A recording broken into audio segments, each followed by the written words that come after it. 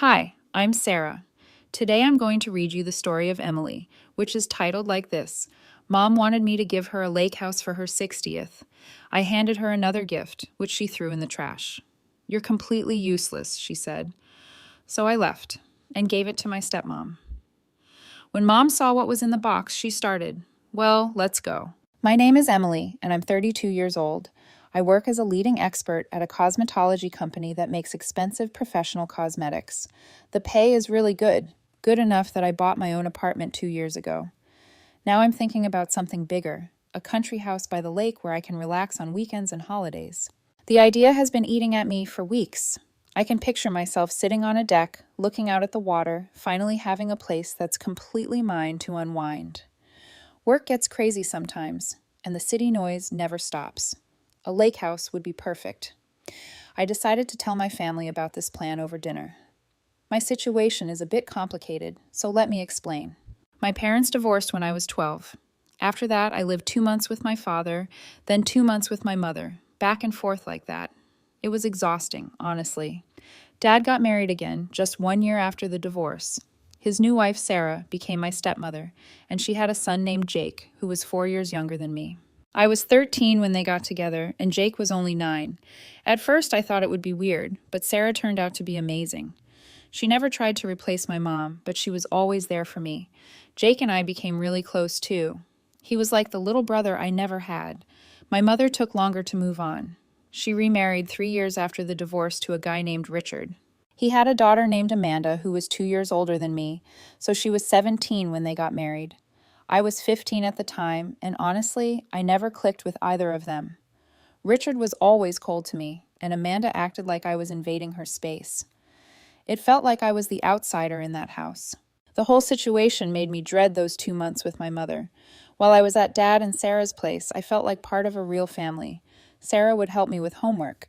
Jake would bug me to play video games with him, and Dad seemed happier than he'd been in years. But at Mom's place, I felt like I was walking on eggshells all the time. When I was 16, I finally worked up the courage to talk to my mother about it. Mom, I think I want to live with Dad full time, I told her one evening. I expected her to be upset or argue with me, but instead she just nodded and said, If that's what you want, Emily. Looking back, I swear she looked relieved, like I was some burden she didn't want to deal with anymore. It hurt, but I was also glad to finally have stability in my life. So I moved in with Dad, Sarah, and Jake permanently. I still saw my mother occasionally, but we mostly just texted each other. She seemed more interested in Amanda anyway, especially after Amanda got married and had a kid. My mother became a full-time grandmother, always posting pictures of Amanda's daughter on Facebook and talking about how proud she was. I graduated high school while living with Dad and Sarah. They both pushed me to go to college, and when I decided on chemistry, they offered to pay for it. We believe in you, Emily, Sarah told me. This is an investment in your future. My mother didn't even come to my graduation ceremony. College was great. I loved studying chemistry, and it led to my current job in cosmetics. The science behind skincare products fascinated me, and I was good at it. Really good. After I graduated, I got hired at this high-end company, and my salary started climbing fast. During college and after, I barely talked to my mother. She was completely wrapped up in Amanda's life and her granddaughter. I figured she didn't need me around. And honestly, I was building my own life with the family that actually cared about me. But then 2 years ago, something weird happened. My mother called me out of nowhere. Emily, I miss you, she said. I think we should try to have a relationship again. I was suspicious at first, but I agreed to meet her for coffee. She seemed different, more interested in my life.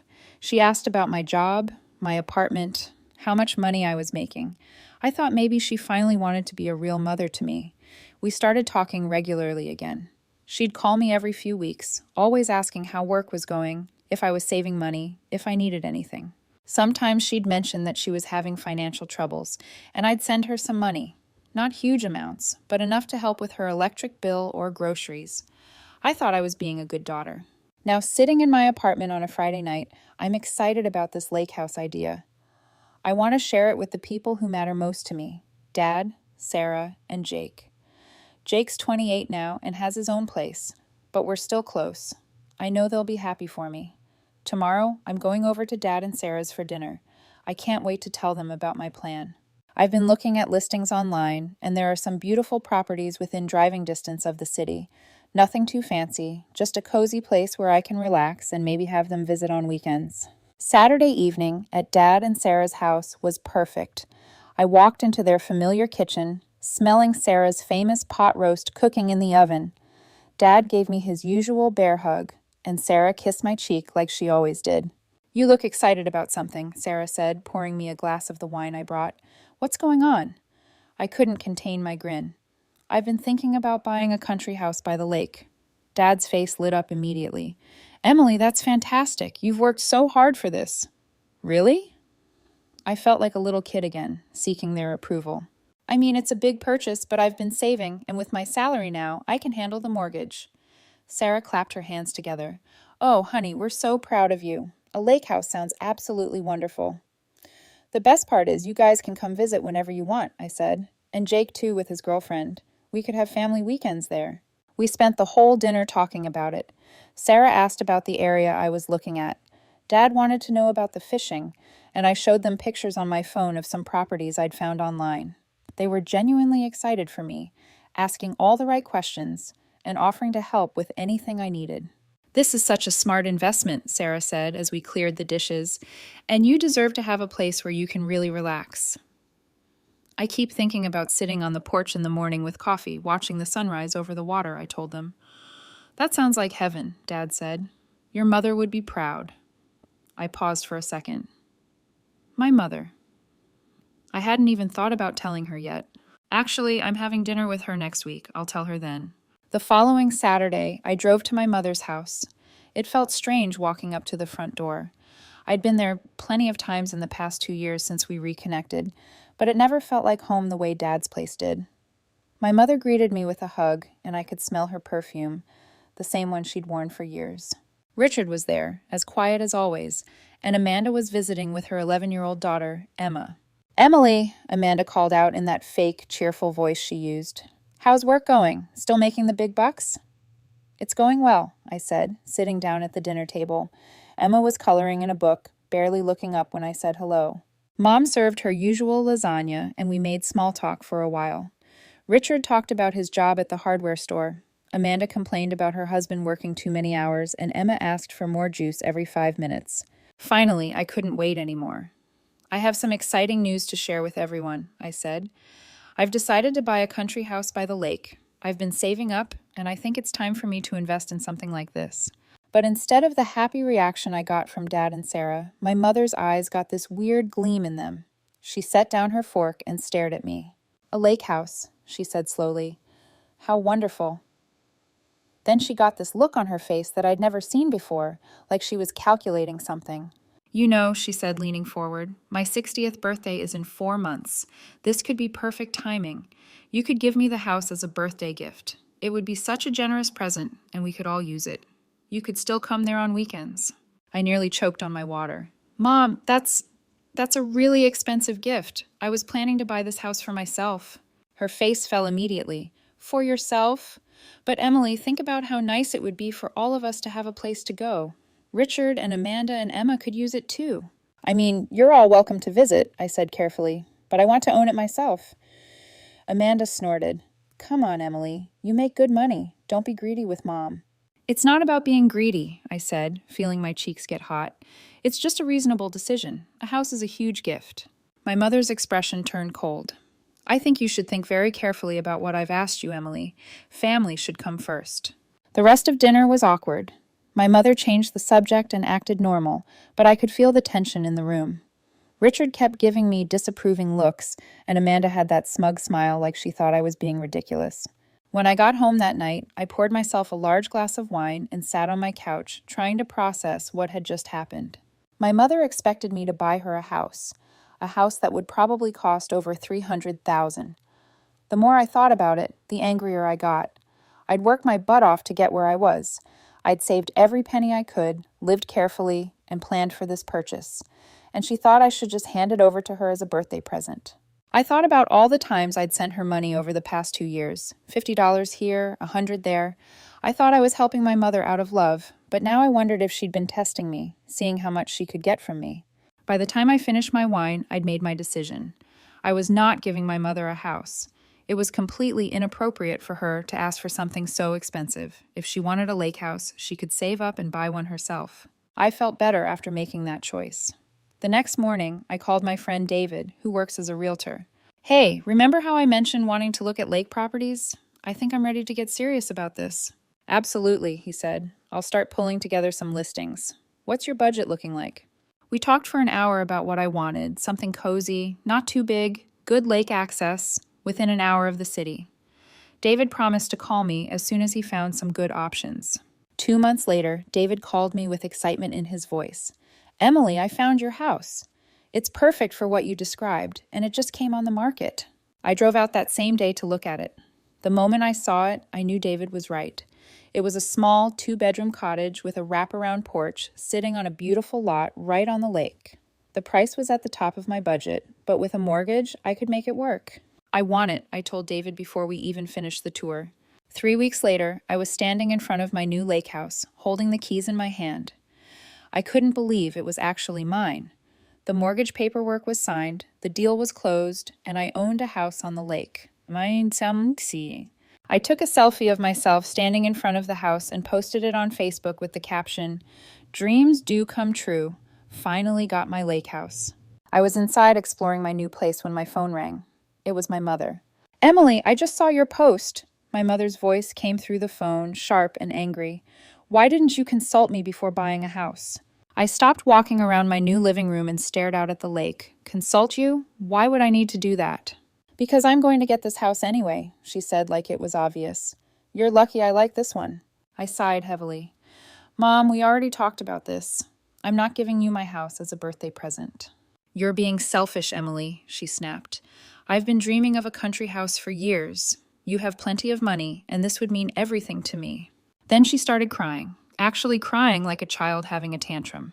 "I can't believe my own daughter won't do this one thing for me," she sobbed. Before I could even respond, she hung up on me. I stared at my phone for a minute, then shook my head and put it away. This was ridiculous. I wasn't calling her back to deal with her manipulation. 2 weeks later, I was back at Dad and Sarah's for dinner. I needed to tell them about what happened with my mother. "That's completely unacceptable," Sarah said, shaking her head. "Emily, please tell me you're not considering this." "Of course not," I said, "but she's been sending me messages constantly. Look at this." I showed them some of the texts my mother had been sending. Message after message about how tired she was of city life, how she deserved a place to relax, how I should think about family first. "This is emotional blackmail," Sarah said firmly. "Don't you dare give in to this." Dad was quiet for a minute, then looked at me seriously. "Emily, your mother has never put you first. Not when you were a kid, not now. You don't owe her a house." Their support made me feel stronger. I'd been ignoring most of my mother's messages, only responding to the ones that weren't about the house. But as her birthday got closer, the messages got worse. Finally, the day of her 60th birthday party arrived. I decided to give her a nice gift, something meaningful, but reasonable. I went to a car dealership and bought her a small used car. Nothing fancy, but newer than what she was driving and in good condition. It cost me about $15,000, which I thought was generous. I had them wrap the keys in a small jewelry box. The car would stay at the dealership until after the party. Then we'd go pick it up together. When I arrived at my mother's house for the party, she hugged me and seemed genuinely happy to see me. All her friends were there, plus Richard's family and some neighbors I recognized. "Emily, sweetheart, come sit here," she said, guiding me to a chair right next to hers. "I saved you the best seat." She leaned over and whispered, "I really hope this gift is going to be good." I just smiled and didn't say anything. Let her wonder. The party went on for a while. Cake, small talk, people telling stories about my mother. I felt awkward the whole time, but I tried to be polite. Finally, it was time for presents. My mother stood up and tapped her wineglass with a fork. Everyone, I have something exciting to share," she announced. "My daughter Emily has a very special surprise for me tonight." My stomach dropped. What was she doing? "Emily has decided to give me her beautiful new lake house for my birthday," she said proudly. The whole room burst into applause. People were congratulating her, saying how lucky she was to have such a generous daughter. I sat there frozen, watching this nightmare unfold. My mother looked at me expectantly, waiting for me to stand up and confirm what she just said. But I wasn't going to play this game. I stood up slowly and handed her the small box. The keys to the lake house aren't in here, Mom, but I think you'll like what I got you instead. Her face went from excited to confused to furious in about 3 seconds. She grabbed the box from my hands and stormed out of the living room. I could hear her in the kitchen, and then she came back empty-handed. I threw it in the trash, she said coldly. There's no place here for greed and selfishness. Get out. Some of the guests looked uncomfortable. A few tried to make small talk to cover the awkwardness. But Richard and Amanda were nodding like they approved of what my mother had done. You really embarrassed yourself tonight, Emily, Amanda said with that nasty smile of hers. I didn't say a word. I got up from my chair, walked into the kitchen, and pulled the small box out of the trash can. It wasn't even opened. Then I left through the actual front door. When I got home, I was shaking. I called Sarah immediately. She threw your gift in the trash? Sarah's voice was furious. Without even opening it? Emily, I'm so sorry. I started crying then, telling her everything that had happened. How my mother had announced to everyone that I was giving her the house, how she'd humiliated me in front of all those people, how she'd thrown away a $15,000 gift without even looking at it. I want to call her right now and give her a piece of my mind, Sarah said. Please don't, I said. I just want to be done with this. After I hung up, I sat in my apartment holding the box with the car keys inside. What was I supposed to do with a car now? I thought about returning it and getting my money back, but then I had a better idea. The next morning, I drove to Dad and Sarah's house with the car keys in my pocket. Sarah, I said when she opened the door, I have something for you. I handed her the box. This was supposed to be my mother's birthday gift. She threw it away without even opening it, but I want you to have it, because you're the one who's been a real mother to me. Sarah opened the box and saw the car keys. Her eyes filled with tears. Emily, you can't give me a car, she whispered. Yes, I can, I said. You've done more for me than my real mother ever did. You deserve this. She started crying and hugged me so tight I could barely breathe. I love you so much, sweetheart. We drove to the dealership together and picked up the car. It was perfect for Sarah. Small enough for her to feel comfortable driving, but reliable and safe. I took a photo of her standing next to it, looking so happy and surprised. When I got home, I posted the photo on Facebook with the caption, When your real mother rejects a gift, you give it to someone who actually deserves it. This car is now in the right hands. The next morning, my phone started ringing at 7 a.m. It was my mother calling over and over again. I ignored every single call. When she realized I wasn't picking up, the text messages started flooding in. Emily, you need to give me that car. It was my birthday gift. I can't believe you would do this to your own mother. That car belongs to me. You're stealing from me. I deleted every message without responding. She'd made her choice when she threw the gift in the trash without even opening it. 2 days later, I was at home after work, making dinner and trying to relax when someone started pounding on my apartment door. I looked through the peephole and saw my mother and Amanda standing there, both looking furious.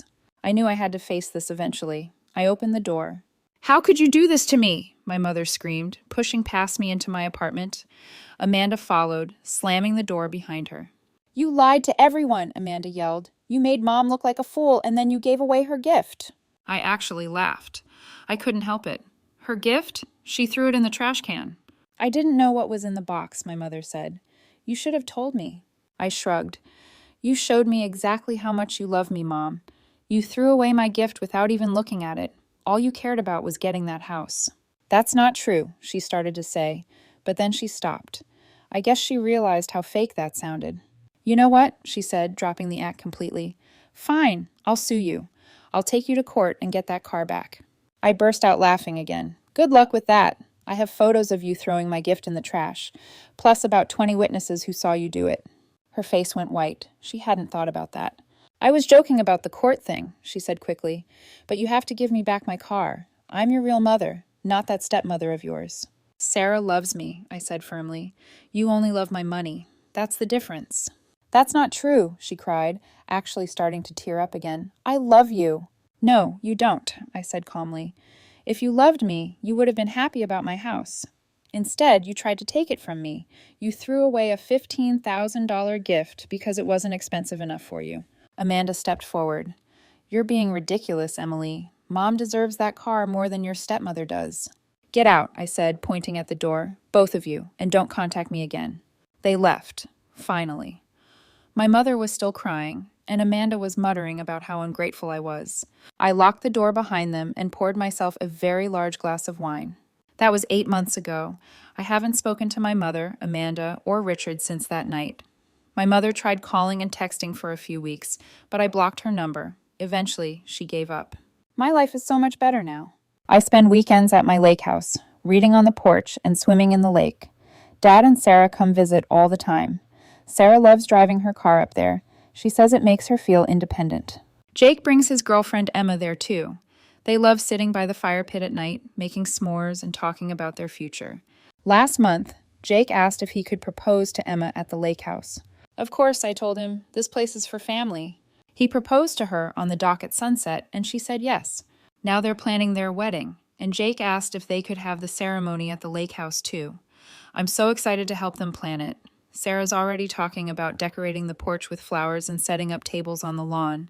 Dad wants to string lights between the trees. It's going to be beautiful. Sometimes I think about my mother and wonder if she ever regrets what she did. But honestly, I don't miss the drama. I don't miss her constant demands for money or her guilt trips about family obligations. I don't miss feeling like I was never good enough unless I was writing her a check. Sarah calls me every week just to chat, not to ask for anything, just to see how I'm doing. Dad texts me funny memes and pictures of fish he caught.